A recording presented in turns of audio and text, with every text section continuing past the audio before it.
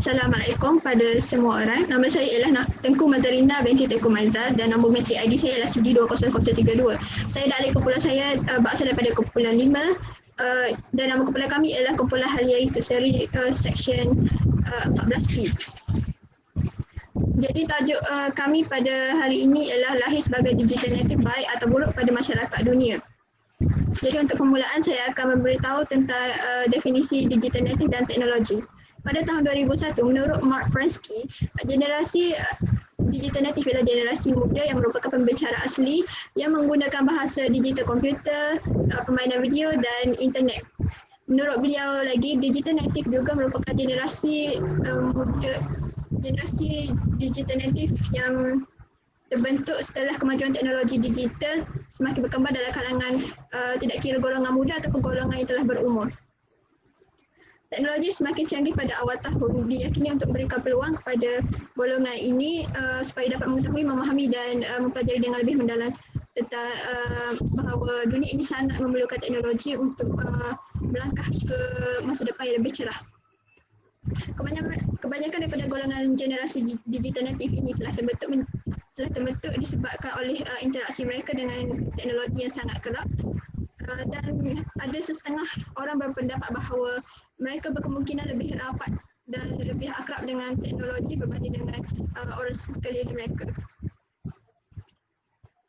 Selain itu, menurut Mester, beliau telah mendefinisikan teknologi sebagai satu himpunan ilmu yang tersusun dan berkaitan serta berperanan untuk mencapai maklumat yang bersifat praktikal. Dengan kata lain, teknologi ialah satu media untuk masyarakat mengakses internet dan media sosial untuk berkomunikasi, mencari maklumat dan sebagainya. Intihannya, dalam dunia abad ke-21, teknologi ini sangat memainkan peranan yang sangat besar menyebabkan masyarakat moden pada hari ini tidak dapat hidup jika tiada teknologi di sekitar mereka. Berdasarkan artikel daripada Ashraf Awani, negara Malaysia merupakan negara ke-9 paling aktif dalam penggunaan media sosial pada tahun 2018. Hal ini telah membuktikan bahawa rakyat Malaysia memang tidak dapat dipisahkan lagi dengan teknologi kerana teknologi sangat penting dalam kehidupan seharian mereka. Salah satu falsafah pendidikan yang telah dapat direalisasi jika dengan adanya teknologi itu dapat melahirkan rakyat Malaysia berilmu pengetahuan dan berketerampilan serta memberi sumbangan kepada negara kerana dengan adanya teknologi akan adanya maklumat untuk dipelajari oleh digital native dan kemajuan untuk negara Malaysia juga dapat dilakukan. Rukun negara mendukung 5 cita-cita negara iaitu untuk memperoleh dan mencapai perpaduan erat dalam kalangan warga negara dan negeri yang berpersekutuan, memelihara cara hidup demokratik dan mementingkan kedudukan bangsa dan negara. Cita-cita juga merangkumi menegakkan masyarakat progresif dalam penggunaan teknologi dan maklumat selain daripada mencipta masyarakat yang adil dan saksama serta bebas dari penindasan, memelihara masyarakat yang menerima perbezaan agama, adat lisan dan budaya. Oleh itu, generasi digital native ialah generasi yang sangat penting kerana mereka merupakan medium yang utama untuk membawa negara Malaysia ke masa depan yang lebih cerah dan untuk menjadi negara yang lebih maju. Sekian saja, terima kasih. Assalamualaikum dan salam sejahtera. Saya Yasmin Ala binti Abdul Fattah, CD 20023 akan membentangkan mengenai topik reality isu semasa.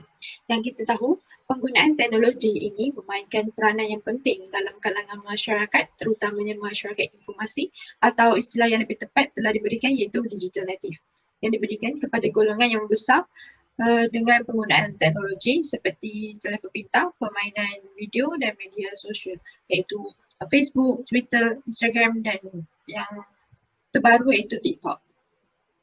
Namun golongan digital native ini telah menjadikan teknologi ini sebagai satu keperluan bukan lagi kehendak seperti permulaan teknologi berlaku. Pola pemikiran masyarakat yang berbeza telah menimbulkan dua pendapat yang berbeza tentang isu ini iaitu pertama, golongan yang menganggap bahawa terlahirnya golongan digital native ini adalah sesuatu yang normal dan sesuai dengan perkembangan era moden iaitu era sekarang.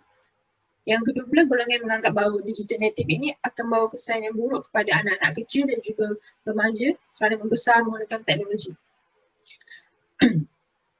Hal ini berkait rapat dengan elemen falsafah iaitu logik di mana persoalan tentang bagaimana golongan digital natif ini akan mengakibatkan perubahan sosial sama ada baik ataupun buruk kepada masyarakat dan negara. Selain itu, banyak juga pengkaji yang telah membuat pengajian tentang isu ini, sebagai contohnya yang artikel yang telah ditulis oleh Lucy Pujasari Supakman iaitu mengenai golongan digital native ini menghabiskan 79% waktu untuk mereka mengakses internet setiap hari. Perkara ini telah dilakukan secara kualitatif iaitu sebanyak 255 orang. Selain itu juga terdapat juga laporan mengenai isu semasa digital native ini berkaitan dengan laporan keluarga Norton online 2010 itu mendedahkan bahawa kanak-kanak di Malaysia sahaja yang menghabiskan masa melalui internet secara purata selama 19 jam seminggu. Hal ini sebenarnya berlaku sebabkan kebanyakan ibu bapa pada masa ini telah menggalakkan anak-anak mereka untuk bermain dengan gadget dan berkenalan dengan dunia laman sosial sejak kecil lagi. Ini bukan satu cara untuk ibu bapa mengalihkan perhatian mereka ketika mereka sedang sibuk. Hal ini sebenarnya boleh dilihat bagaimana pelakuan anak-anak muda pada zaman sekarang ini, mereka lebih lantang bersuara di media sosial berbanding untuk berkomunikasi secara berdepan, iaitu mata ke mata. Dan mereka mempunyai kemahiran interpersonal yang sangat lemah disebabkan mereka terlalu taksub ataupun terlalu tertarget untuk menggunakan teknologi untuk meluahkan perasaan mereka berbanding berdepan. Kemudian perkara ini juga sangat berkait rapat dengan sistem pendidikan negara kita.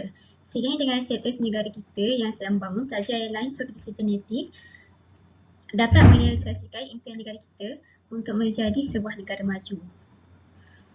Seperti yang kita sudah maklum, sekarang negara kita telah dilanda oleh virus COVID-19. Jadi semua sekolah diarahkan untuk tutup dan semua guru disuruh untuk membuat kelas secara online untuk para pelajar. Jadi bagi pelajar digital native, mereka dapat belajar dengan mudah kerana mereka sudah mengenai telefon pintas daripada kecil lagi. Bila kita bercakap tentang kelas secara online, maksudnya kita perlu menggunakan laptop ataupun telefon pintar, kita kena menggunakan internet yang laju. Jadi, jika seorang pelajar itu tak tahu cara nak menggunakan telefon pintar tu, jadi mereka kena guru-guru orang akan ambil lebih masa untuk ajar mereka tentang cara untuk mereka gunakan platform yang sepatutnya seperti Google Classroom, cara macam mana mereka nak membuka Google Classroom, macam mana mereka nak ikut kelas secara online yang telah diberikan oleh guru-guru mereka sendiri.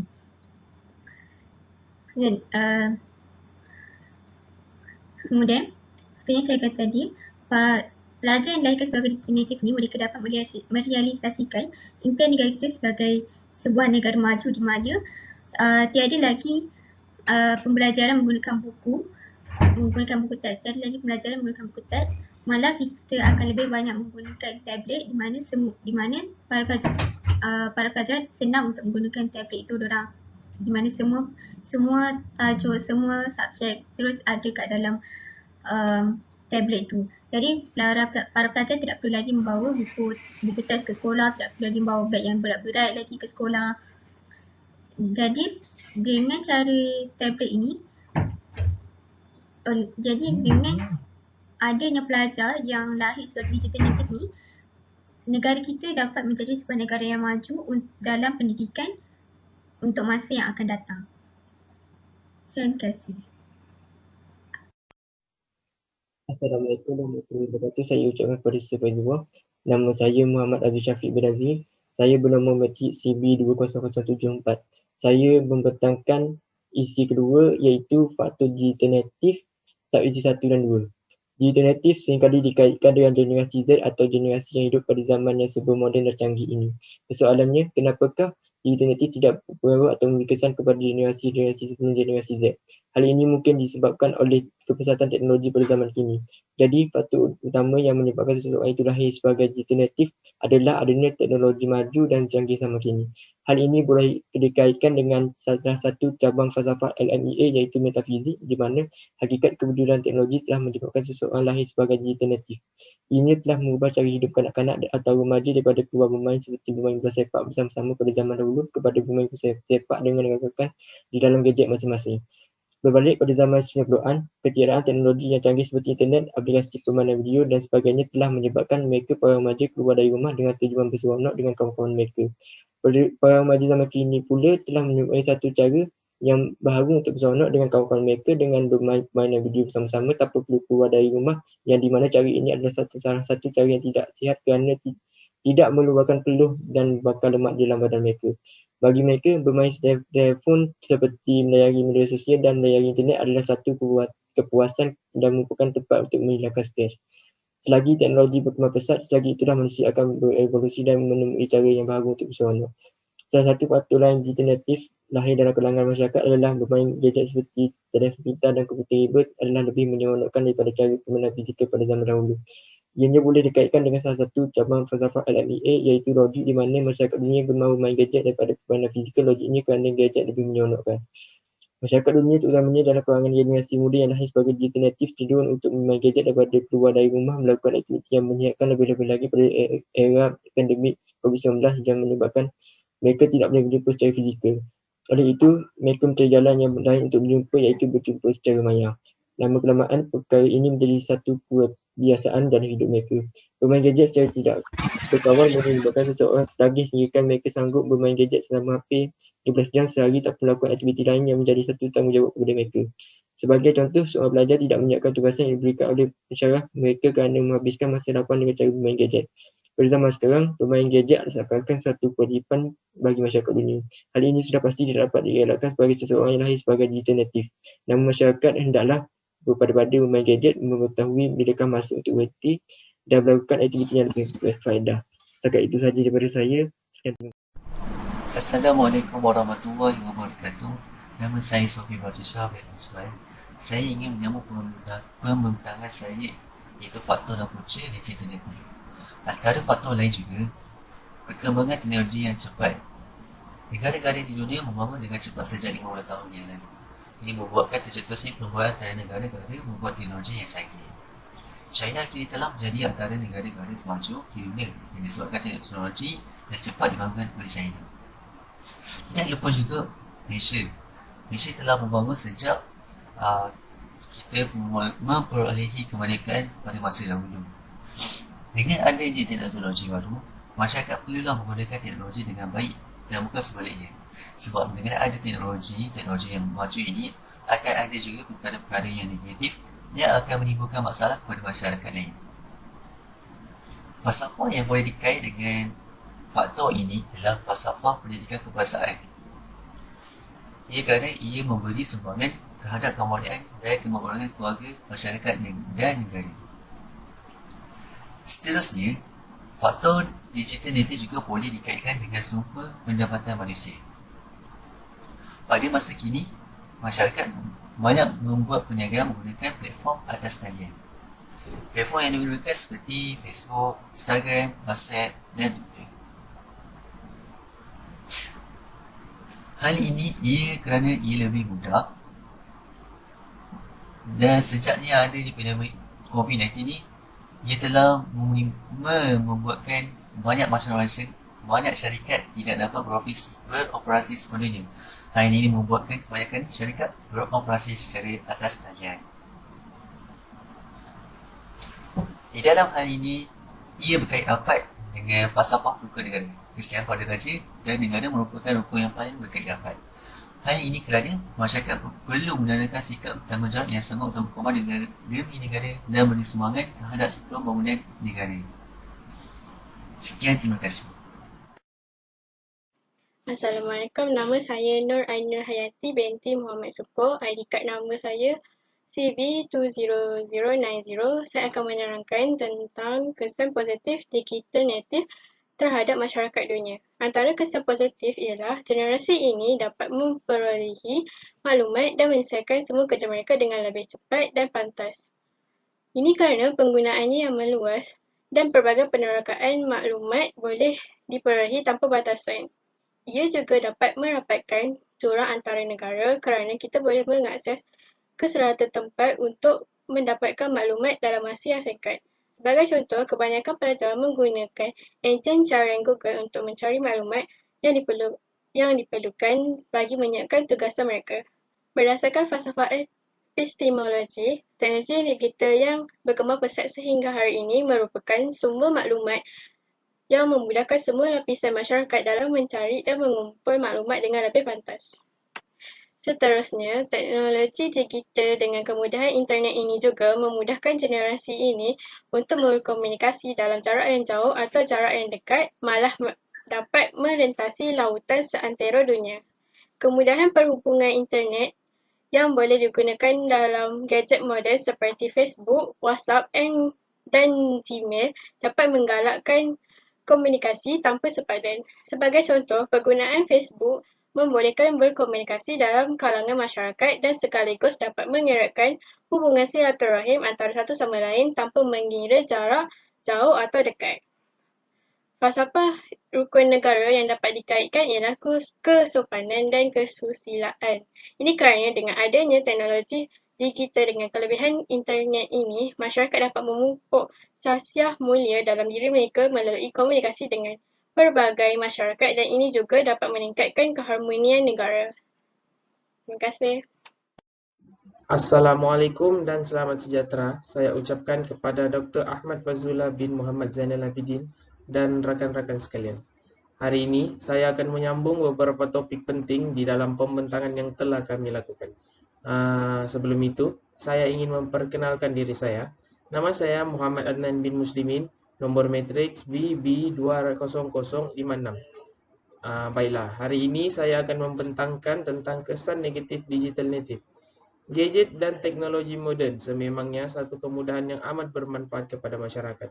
Namun, dengan penggunaan gadget yang berlebihan dan tidak terkawal juga akan memberikan kesan yang banyak dan amat membahayakan kepada kanak-kanak maupun orang yang sudah dewasa. Seperti yang kita lihat, gambar ini merupakan tubuh badan manusia. Pertama sekali, kesan digital native adalah perkembangan otot fizikal akan terjejas. Seterusnya, sakit pada bahagian sendi. Hal ini demikian kerana mereka yang menggunakan kemudahan teknologi ini akan lebih banyak masa yang diluangkan dengan berbaring dan duduk. Sebagai contoh, apabila seseorang itu sudah melayari internet, media sosial dan banyak lagi, sudah pasti mereka akan tertumpu kepada perbuatan mereka itu. Perkara ini yang membuatkan mereka kurangnya pergerakan otot yang akan menyebabkan sakit pada bahagian sendi dan sebahagian tubuh badan. Selain masalah otot, ia juga boleh menyebabkan masalah obesiti akan berlaku. Selain itu, kesan digital native bukan sahaja terdiri daripada masyarakat biasa, namun ia juga memberikan kesan kepada pelajar. Antara kesan yang akan berlaku kepada pelajar ialah kemerosotan prestasi akademik kerana terlalu leka dengan teknologi, sehingga kurangnya melakukan ulang kaji pelajaran yang dipelajari di sekolah maupun daripada tempat kuliah. Tidak mengambil berat akan isu semasa dan banyak lagi.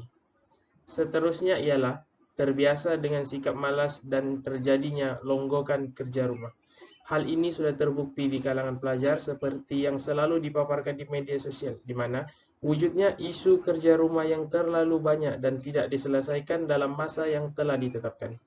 Oleh itu, teknologi digital ini perlulah digunakan dengan berhemat dan tidak berlebihan sehingga menjejaskan prestasi diri sendiri. Kesan seterusnya ialah kemerahan pada mata. Hal ini kerana penggunaan teknologi digital yang sering terdedah dengan alat elektronik selama lebih dari 2 jam seminggu boleh menyebabkan implikasi serius pada mata mereka. Selain itu, ia juga akan memberikan kesan jangkitan mata. Hal ini kerana kesan daripada cahaya skrin yang tinggi pada alat mereka boleh menyebabkan jangkitan mata, seperti mata merah atau berair dan daya penglihatan mereka turut akan merosot.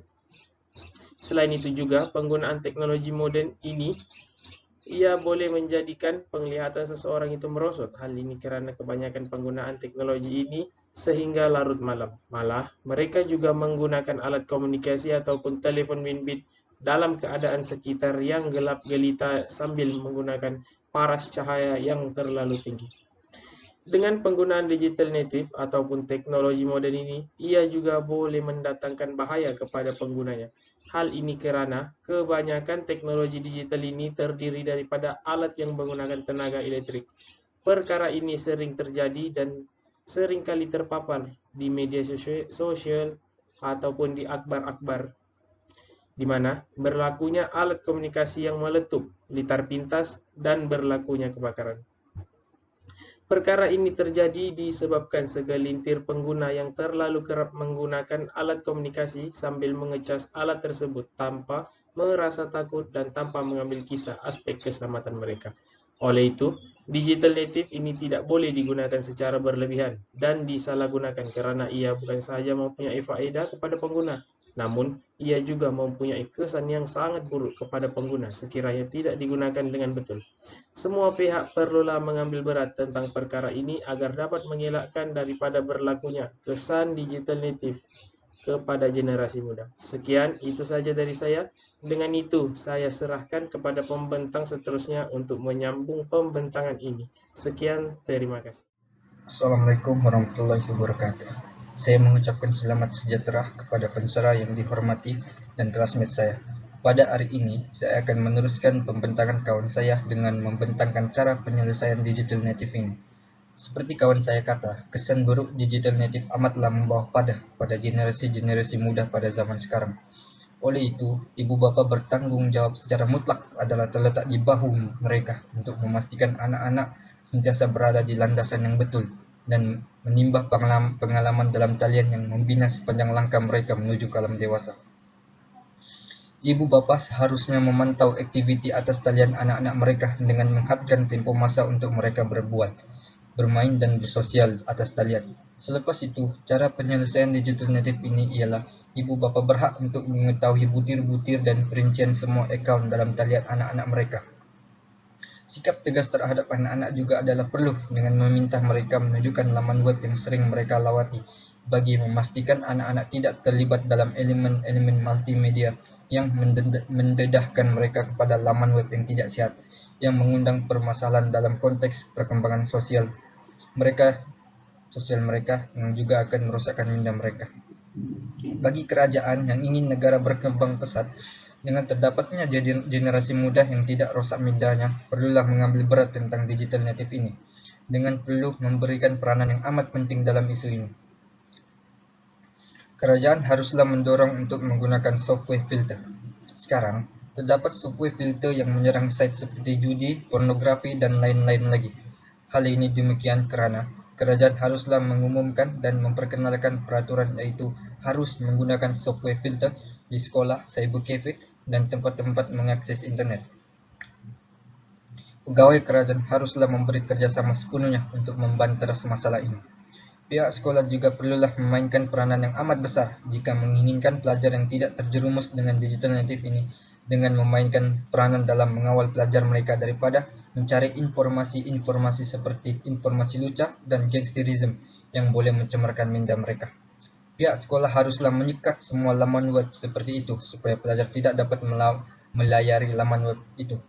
Pihak sekolah juga perlu membuat kempen penggunaan teknologi secara positif haruslah diadakan. Melalui kempen ini, para pelajar diberi pendedahan tentang hukuman untuk penyalahgunaan teknologi seperti Akta Jenayah Komputer 1997 dan Akta Multimedia 1998. Dengan ini, pelajar boleh menghindarkan diri mereka daripada terlibat dalam jenayah cyber. Selain itu, melalui kempen ini, pelajar juga diberi pengetahuan tentang pelbagai manfaat yang boleh mereka memiliki melalui komputer seperti mencari informasi untuk kerja kursus dan sebagainya. Selain itu, pihak sekolah juga perlulah menguatkuasakan peraturan iaitu pelajar tidak dibenarkan menggunakan komputer tanpa kebenaran guru. Pelajar-pelajar tidak dibenarkan menggunakan komputer apabila guru tengah mengajar supaya kredibiliti pelajar tidak tercabar. Guru-guru haruslah diberi penghormatan sepenuhnya semasa telah mengajar di sekolah. Tambahan pula, amalan ini akan menjadikan pelajar tidak akan bergantung kepada komputer sepenuhnya untuk mencari penyelesaian untuk semua masalah yang dihadapi. Terima kasih. Itu saja dari saya. Assalamualaikum. Nama saya Muhammad Izzat Ishraf bin Isa, BB 20055. Saya akan menyambung untuk membentang tentang kaedah penyelesaian terhadap digital native. Seperti yang dapat kita lihat, teknologi mempunyai kebaikan dan keburukan terhadap perkembangan kanak-kanak. Adalah mustahil untuk penggunaan teknologi ini disekat sepenuhnya. Ibu bapa perlu memainkan tanggung jawab mereka untuk memastikan keseimbangan dengan penggunaan teknologi dapat dicapai. Antara aktiviti yang dapat dilakukan untuk mengatasi keburukan digital native ialah dengan keluar dan mengajak mereka untuk bersukan, seperti badminton, berjogging, main bola, dan sebagainya. Hal ini demikian kerana anak-anak muda gemar untuk bermain sukan. Secara tidak langsung, tubuh badan juga menjadi sehat dan bakat mereka dalam bidang sukan dapat diasah sejak kecil. Seterusnya, ibu bapa perlu mengatur jadual harian anak mereka. Ibu bapa boleh simpan semua gadget 30 menit sebelum tidur, membaca buku cerita, mengajar anak dalam pelajaran mereka. Menetapkan jadwal kira-kira 1 jam masa bebas daripada teknologi setiap hari. Oleh itu, kehidupan seharian anak-anak dapat diisi dengan perkara yang bermanfaat dan tidaklah kehidupan mereka hanya menghadap teknologi sahaja.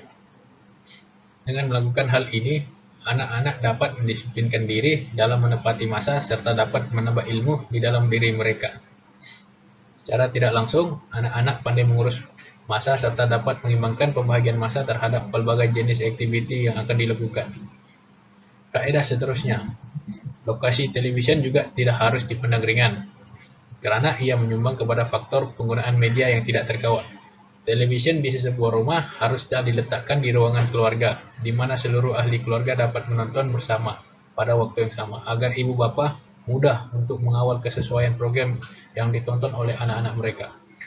Meletakkan televisyen di dalam bilik anak-anak adalah tindakan yang kurang bijak, kerana ia menyukarkan pengawasan dan menyumbang risiko anak-anak kurang tidur yang menjadi puncak kemerosotan pencapaian akademik mereka. Seterusnya, berikan taklimat tentang keburukan digital native kepada pelajar. Pihak sekolah perlu memberi pengetahuan tentang keburukan penggunaan alat teknologi dengan membuat taklimat. Oleh itu, pelajar sendiri akan sedar baik buruk tentang penggunaan teknologi. Mereka patut menyadari salah guna alat teknologi kepada diri mereka. Mereka juga haruslah sentiasa menasihati rakan-rakan sebaya mereka supaya tidak menyalahgunakan kemudahan teknologi yang ada. Itu saja kaedah penyelesaiannya.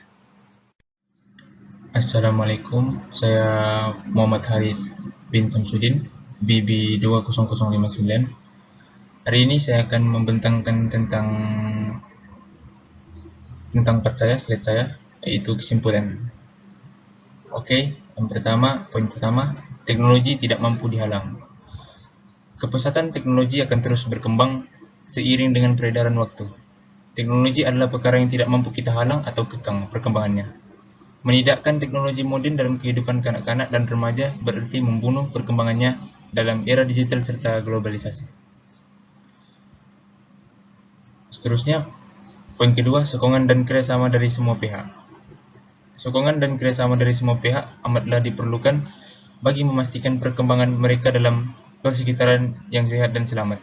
Selain itu, ibu bapa perlu memainkan peranan dan tanggung jawab dan tidak terkecuali juga kepada pihak kerajaan selaku pembina dasar, pihak sekolah, komuniti, sesebuah tempat, masyarakat sekeliling dan pihak yang terlibat secara langsung mencipta dan merancang teknologi.